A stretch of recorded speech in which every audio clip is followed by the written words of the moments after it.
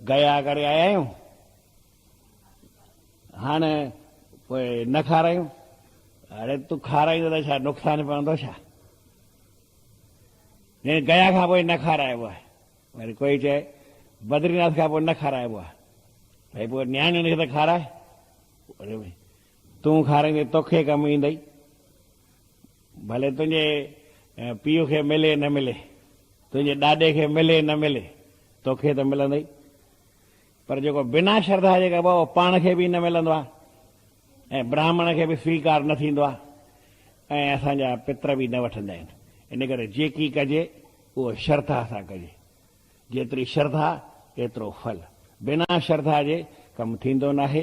ऐं वरी उन में श्रद्धा में बि जेतिरी शुद्धता हुजे, मन जी शुद्धता हुजे, शरीर जी शुद्धता हुजे, क्रिया जी शुद्धता हुजे, ख़्याल असांजा शुद्ध हुजनि, पवित्र भावना सां उन ब्राह्मण खे कॾहिं बि खारायो।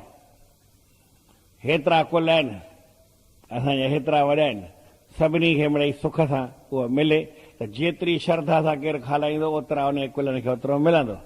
ऐं बिना श्रद्धा जे पोइ साईं कोई चवंदो त साईं पोइ मुंहिंजो वॾो भाउ करंदो त मां छो कयां? अरे तो कई त पीउ तुंहिंजो बि आहे, तोखे तुंहिंजो फल मिलंदई, हुनखे हुन में 10 भाउर आहियो त 10 ई कयो न।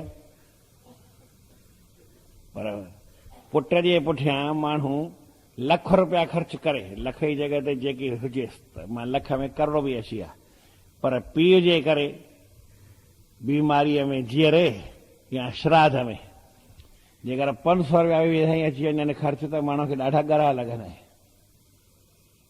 एतिरो आहे त फल वरी एतिरो ई मिलंदो। ईअं कोन्हे त भई पितरनि खे त परमात्मा जा आहिनि, पितर बि परमात्मा ही सभु क्रिया कर्म धर्म ठहियल आहे, पंहिंजे लाइ ठहियल आहे। पोइ कोई न कोई तरीक़ो ॾिसियल आहे। न त ईअं न सोचो भई असांजे वॾनि खे न मिलंदो, ॾियण वारो परमात्मा उनखे ॾींदो, उनजे वॾनि खे उन्हनि जे वॾनि खे उन्हनि जे वॾनि खे सभिनी खे बि परमात्मा ॾींदो आहे। तूं पीउ खे ॾींदे पोइ ॾाॾे खे केरु ॾींदुई? पर ॾाॾे खे केरु ॾींदो? हुन त कोई श्राद्ध कंदो ई न आहे। चई पोइ उमास में सभिनी जो गॾे कंदा आहियूं न।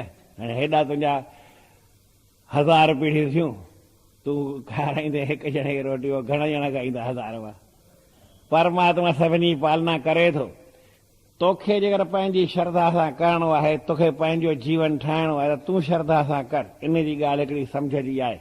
बाक़ी जे साईं मां वॾनि जे लाइ कयो, वॾा पंहिंजे लाइ पढ़े करे विया हली, कंहिंजे करण जी ज़रूरत हुई न हूंदी आहे। पर बाबा तोखे पंहिंजे लाइ जीवन में ठाहिणो आहे कि न ठाहिणो आहे, त ओतिरी शुद्धता, ओतिरी श्रद्धा, ओतिरी प्रेम, ओतिरो विश्वास रखी कंदे त तुंहिंजो मिड़ई कल्याण थींदो।